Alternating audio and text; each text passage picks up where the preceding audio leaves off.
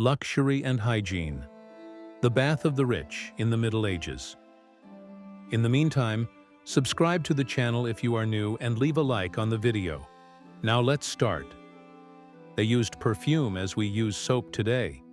They would go months without touching a drop of water, but they considered themselves purer than a mountain stream. No marble tubs, only wooden barrels. No soap, only floral infusions and curious theories about sinful vapors.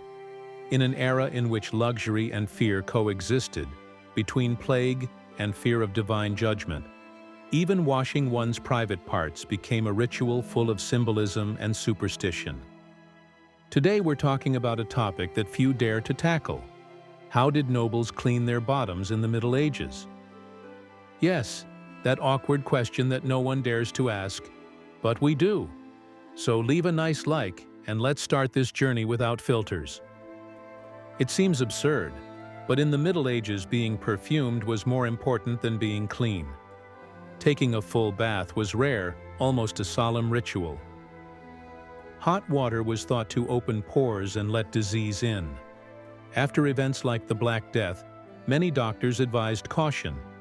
The result: the wealthy avoided direct contact with water. They were cleaned dry, handkerchiefs soaked in vinegar, rose water or herbal infusions to refresh, especially the private parts.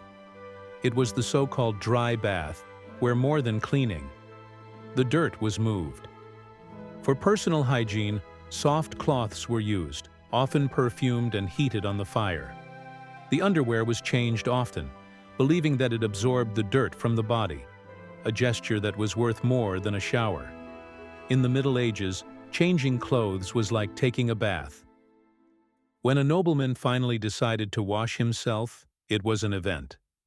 The tubs were large, made of wood, lined with thick fabrics and scented with sage, lavender, or rosemary. The water was heated by fire and brought in buckets by servants. We started from the feet, moving up slowly so as not to traumatize the body. Some areas were treated with care, others with extreme discretion. The buttocks, for example, were cleaned with warm cloths and scented oils. The richest had specialized assistants, trained to wash without embarrassment. A full bath session could last hours. And while you were washing, you drank wine, ate sweets, or chatted with guests. It was a mix of care, pleasure, and social status. Washing while you are served pastries, and someone massages you with chamomile. Welcome to the 15th century. In the absence of real soap, people relied on home remedies: chamomile, mint, nettle, sage, all boiled and transformed into infusions for intimate cleansing. Women paid particular attention to the hygiene of their feminine areas, using homemade aromatic mixtures. All of this, of course, with the utmost discretion. Talking about it openly was almost forbidden. Ladies used decorated jugs for targeted washing, especially of the feet. Men, on the other hand, sat in tubs with strategic cloths and assistants who knew exactly what to do, almost like a choreographed dance. And yes, there were very specific rules about the order of cleaning. First the face, then the arms, the chest, and finally the lower areas. Washing the face after the bottom? Unthinkable. Despite all this choreography, however, the smell did not disappear. This is why strong perfumes were indispensable.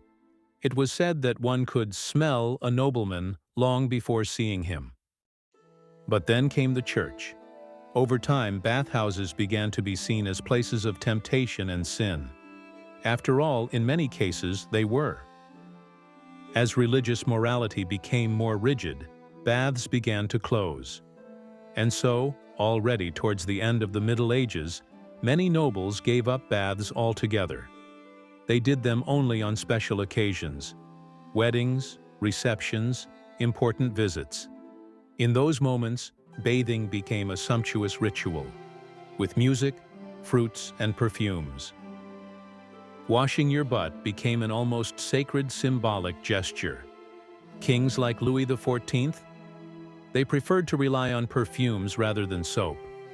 In the end, it wasn't about being actually clean, but about looking nice and refined. That's all for today. What do you think about how rich people washed in the Middle Ages? Let me know in the comments. See you next time. Bye.